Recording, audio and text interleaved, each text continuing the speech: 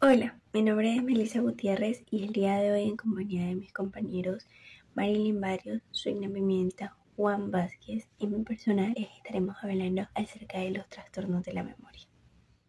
El ser humano presenta una flexibilidad ante las diferentes respuestas, ya sea que sean innatas o genéticas, que mayormente son basadas en la experiencia o propiamente de esta.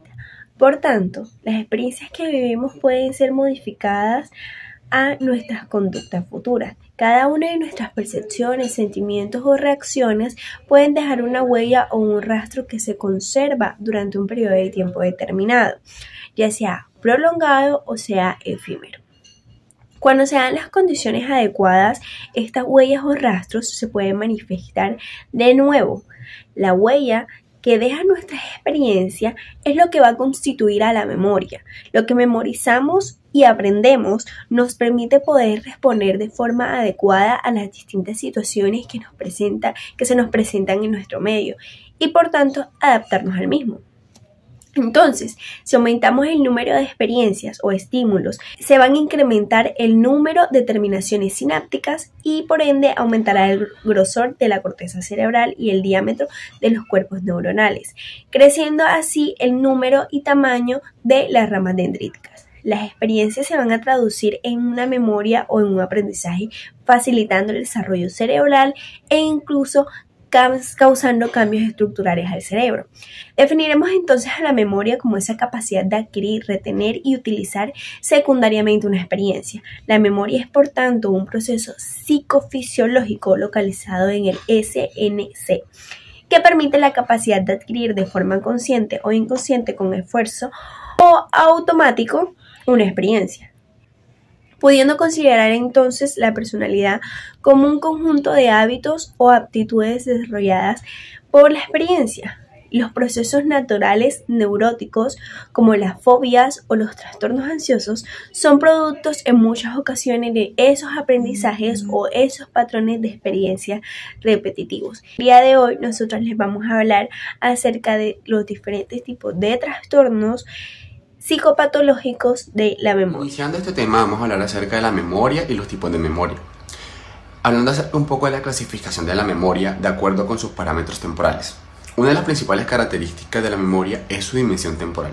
Esta característica la distingue de los sentimientos, las emociones, los pensamientos, los cuales se caracterizan por la transitoriedad, por el aquí y el ahora.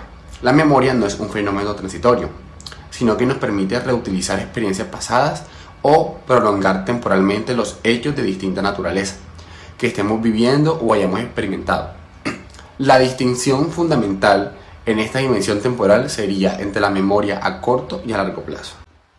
La clasificación de la memoria de acuerdo con su contenido dentro del contexto de los procesos de memoria a largo plazo. Diferenciamos principalmente entre el conocimiento que tenemos sobre el mundo, que se trata del conocimiento que adquirimos sobre lo que son las cosas, los lugares o las personas, y que se sustenta en lo que denominamos memoria declarativa o explícita, y el conocimiento sobre cómo hacemos las cosas que incluimos dentro de la memoria no declarativa o implícita. Dentro de la memoria implícita distinguimos 4 subtipos heterogéneos de memoria: la memoria procedimental, el efecto priming, el condicionamiento clásico y el aprendizaje no asociativo. La clasificación de la memoria de acuerdo con el canal sensorial, se puede decir que los distintos estímulos percibidos a través de las distintas vías sensoriales pueden determinar tipos diferentes de memorias sensoriales. Inicialmente, la información que captamos se puede mantener o prolongar de forma fugaz durante 200 a 300 milisegundos aproximadamente. En los sistemas de memoria sensorial icónica tipo visual o ecónica tipo auditivo, que prolongan el estímulo inicial y aseguran un adecuado procesamiento posterior. La neurobiología de la memoria. La memoria es un caso especial de un fenómeno más general denominado plasticidad neuronal. La plasticidad neuronal o neuroplasticidad es el proceso que media la reacción estructural y funcional de las dendritas, axones o sinapsis a nuevas experiencias. La neuroplasticidad incluye una serie de manifestaciones funcionales y estructurales que incluyen la sinoactogénesis, la remodelación sináptica, la potenciación a largo plazo, la modificación de las ramificaciones dendríticas o neurogénesis. La plasticidad neuronal podemos aproximarnos al conocimiento de la memoria a un nivel celular, con cambios funcionales o bioquímicos que estarán implicados en un fenómeno de neuroplasticidad a corto o largo plazo. Fenómenos de plasticidad neuronal a largo plazo mediados por cambios estructurales. La neuroanatomía de la memoria. Durante la mayor parte del siglo XX, la concepción general era que la memoria era una propiedad global de la corteza cerebral, sin una localización específica, como ocurría en otras funciones cerebrales. Pesci, alrededor del 1940, realizó un conjunto de estudios en los cuales, mediante estimulación eléctrica de la corteza cerebral de pacientes intervenidos por epilepsia grave, pudo localizar distintas funciones como la motora, la sensorial o el lenguaje. Las alteraciones de la memoria ocurren tras una amplia variedad de lesiones y alteraciones cerebrales. Este hecho implica que la memoria no está controlada por un solo centro o estructura cerebral específicos, sino por una red o conjunto de estructuras interconectadas. Así pues, la memoria en el CNC estaría distribuida y localizada a la vez. La neuroanatomía de la memoria a corto plazo o memoria de trabajo. La lesión de la corteza prefrontal dorsolateral o su inactivación alteran la ejecución de diversas tareas diseñadas para el estudio de la memoria a corto plazo. Esta región está ampliamente conectada con distintas regiones y estructuras cerebrales y presenta un papel fundamental en el mantenimiento y dirección de la atención. La mayoría de investigadores creen que las importantes conexiones recíprocas que existen entre la corteza prefrontal dorsolateral y las regiones de asociación sensorial corticales de los lóbulos parietal y temporal forman bucles de retroalimentación. Estos circuitos transmiten información de la corteza prefrontal dorsolateral y la activación de estas conexiones entre estas regiones mantienen o prolongan la información sensorial, lo que permite la memoria a corto plazo. Memoria no declarativa o implícita. Los distintos subtipos de memorias implícitas como el prisma o la memoria procedimental se procesan de una forma distinta que la información explícita o declarativa. La mayoría de los estudios proceden a demostrar una gran parte de procesos incluidos en las memorias implícitas están mediados por estructuras cerebrales no límbicas. En este grupo debemos excluir el medio condicionado que sea relacionado con las amígdalas, las relaciones neocorticales, el cerebro y los ganglios basales que se han implicado en este tipo de procesos magnésicos. Resumen del proceso de memoria. Un intento de resumen y organizar el proceso magnésico se expone en la figura que podemos encontrar acá. Bueno, en ella se engloban los distintos aspectos abordados y se incluyen conceptos nuevos como codificación, consolidación, almacenamiento y recuperación de la memoria. En la intención de enlazar las distintas fases del proceso magnésico, partiendo desde el registro de la información y finalizando con la evocación de recuperación de la memoria en la formación de acuerdo. Así pues partimos una nueva información ambiental o proveniente del propio organismo, que entra a través de una vía sensorial concreta de la memoria a corto plazo. Esta información se puede mantener o perpetuar en la MCP hasta que pase a ser memoria a largo plazo en la transición de la MCP a la MLP, que no equivale a una grabación exacta de la información, sino que esta informada se procesa. En este procedimiento se denomina codificación. Retención y olvido. Se conoce una serie de factores que favorecen la retención y el aprendizaje. Entre ellos, destacamos el nivel de conciencia adecuada, la formación de aprendizaje, la motivación, la atención, la organización del material que hay que mometizar. Bueno, por ejemplo, una prosa en medio de verso y la tonalidad efectiva. También la edad, ya que es la capacidad magnésica, la incrementa desde la infancia hasta la adolescencia, para crecer después, especialmente en la vejez. Por lo tanto, el olvido verá favorecido por el efecto inverso de los factores. Así, estando coficionales, un aprendizaje inadecuado o insuficiente repaso, la falta de motivación y la atención del sujeto, una tonalidad afectiva neutra y la edad avanzada, converge en la creación de un fenómeno más bien posesivo del olvido. Explotación de la memoria. Como hemos podido comprobar, la memoria no es un proceso unitario, sino que engloba distintas funciones que necesitarán ser estudiadas y valorizadas separadamente para obtener una visión global del estado del proceso magnésico. Existe una amplia variedad de pruebas en cuanto a la finalidad, complejidad y diseño para el estudio y valoración de la memoria. Memoria a corto plazo. La MCP es lo que hemos mencionado, un tipo de memoria de capacidad limitada que se refiere al material que se recuerda inmediatamente después de ser presentado o bien durante un ensayo interrumpido del material expuesto. Por lo tanto, una forma adecuada del examen a partir de lo que el paciente repite o identifica. Se puede utilizar la repetición de distintos tipos de materiales tales como palabras, sílabo, número, que aportaremos durante la entrevista y que debemos pedir que el paciente reproduzca de forma inmediata a su presentación. Memoria de largo plazo se refiere al recuadro de la información después del periodo de demora durante el cual el sujeto ha localizado su atención de lejos del estímulo presentado. En ella diferenciaremos entre aspectos relacionados con la memoria episódica, que hace referencia a la memoria de experiencia personal adscrita a un marco temporal, y la memoria semática, que hace referencia al conocimiento de las cosas que tiene el individuo, sí que se inscriba en un marco temporal especial definido. Amnesias afectivas o psicógenas. Estos serían estados de amnesia producidos por factores de tipo emocional o psicológico. En la amnesia se han descrito varios tipos de alteraciones. Los más frecuentes son la amnesia localizada y la amnesia selectiva, donde en la localizada el individuo no puede recordar nada durante un tiempo determinado, o sea, desde el suceso hasta más tarde. Y en la selectiva, esta se trata de un olvido parcial, es decir, al individuo se le olvida gran parte de los acontecimientos, pero no de todos. Una de las formas clínicas de amnesia es el síndrome amnésico. En este síndrome, los pacientes presentan una capacidad intelectual inalterada, es decir, no tienen alteraciones ni en las habilidades, ni en el lenguaje, ni en la percepción, ni en la atención, pero sí tendrán dificultad para adquirir nueva información, para adquirir nuevos aprendizajes. Otra forma clínica de amnesia es la amnesia global transitoria. Esta representa un estado de confusión repentino que sufre una persona que por lo general está en estado de alerta.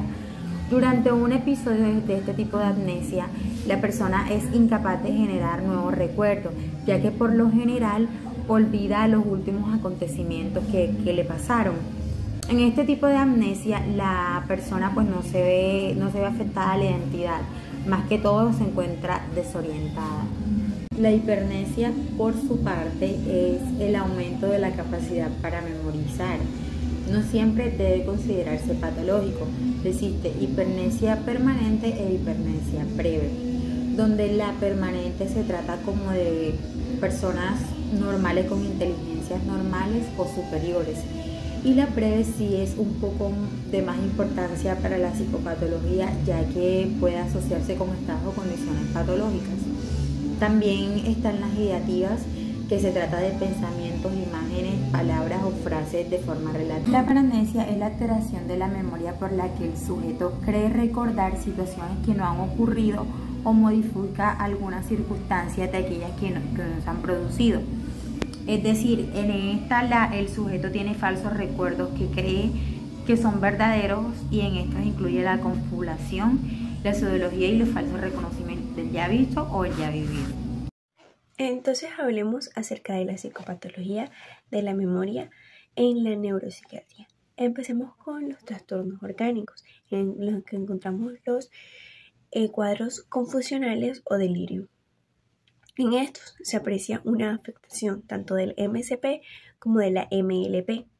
La existencia de las alteraciones de la conciencia, la atención y la percepción que caracterizan al delirio impiden el registro adecuado de la información y como consecuencia inducen a un déficit de la memoria. El paciente con delirium puede presentar tras su recuperación una amnesia lagunar completa de todo el proceso confusional, o bien tener recuerdos parciales de algunas experiencias. Es frecuente que estos pacientes presenten un tipo de recuerdo negativo del proceso o también que refieran recuerdos distorsionados en forma de fenómenos paramnésicos. La demencia, por su parte, comprende un conjunto de trastornos orgánicos cuya característica esencial consiste en el desarrollo de múltiples déficits cognitivos que producen un decline progresivo de la función intelectual. Los problemas de memoria son frecuentemente los primeros síntomas, pero a medida que avanza la enfermedad, el deterioro intelectual y emocional se hace más global y severo.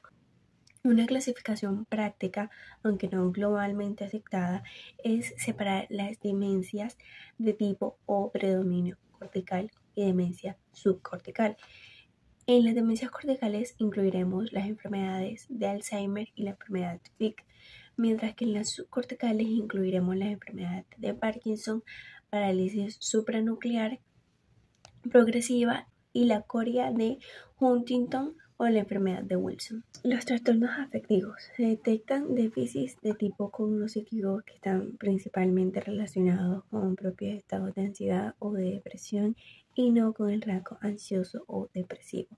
Dentro de los procesos cognitivos, los amnésicos son especialmente sensibles. La relación entre la ansiedad y la memoria posee un patrón característico. El paciente ansioso, el efecto de sesgo no ha podido demostrarse de forma concluyente. Varios estudios han detectado una mayor tendencia en los pacientes ansiosos a tener peor recuerdo para el material del amenazador o de la parte fóbica. El sujeto ansioso puede estar más alerta ante cualquier estímulo que sugiera la presencia del objeto amenazador o fóbico, pero el análisis de estos estímulos parece ser menor y conduce a un recuerdo pobre, al menos en lo que concierne a la memoria explícita o consciente. Sin embargo, distintos estudios parecen indicar que los pacientes ansiosos presentan estos sesgos respecto a la memoria implícita no consciente, mientras que la memoria referente al material amenazante en los sujetos ansiosos se recuperaría de forma deficitaria. Este incremento en la accesibilidad de la información amenazadora en la memoria de los pacientes ansiosos puede justificar la presencia de esos pensamientos persistentes y recurrentes relacionados con la ansiedad. En los pacientes con trastorno por estrés postraumático se presentan frecuentemente alteraciones de la memoria en forma de recuerdos recurrentes e intrusos que en algunos casos pueden llegar a presentar fenómenos de reexperimentación en forma de fenómenos de flashback, que consiste en la revisualización del lugar donde se ha producido la situación traumática, tiempo después de que haya ocurrido. Es decir, estos pacientes tienen déficits en la codificación y la recuperación de la memoria explícita o declarativa, que consiste así como un aumento de la codificación. Los pacientes depresivos, por su parte, presentan de forma habitual quejas sobre dificultades subjetivas en la concentración, la atención o la memoria. Los pacientes depresivos recuerdan el pasado de forma sesgada. Durante el episodio depresivo y las experiencias positivas son menos accesibles que las negativas. La recuperación de los recuerdos es estado dependiente, esto es, la valencia del recuerdo concordada con el estado de ánimo. Así pues, o de tal modo, los pacientes depresivos presentarán una selectividad o un filtro negativo, por lo que va a predominar los recuerdos desagradables sobre los agradables. De la esquizofrenia, en la actualidad existen evidencias suficientes que demuestran la existencia de alteraciones de distintos procesos mnésicos en pacientes esquizofrénicos, aunque el patrón de estas disfunciones no ha sido establecido. Diferentes factores como la edad, el curso, la clínica predominante o la medicación tiene la importancia y la determinación de diferenciar en el perfil de la función mnésica. La terapia psiquiátrica. Los efectos adversos causados sobre la memoria por los tratamientos comúnmente utilizados en la psiquiatría, como por ejemplo la TED, que es uno de los recursos de la cartera, que es uno de los recursos de la terapéutica psiquiátrica más controvertidos, lo que se debe en buena parte a sus posibles secuelas nocivas sobre la memoria, pudiendo tener efectos agudos, subagudos y a largo plazo. Y, por otra parte, la terapia psicofarmacológica.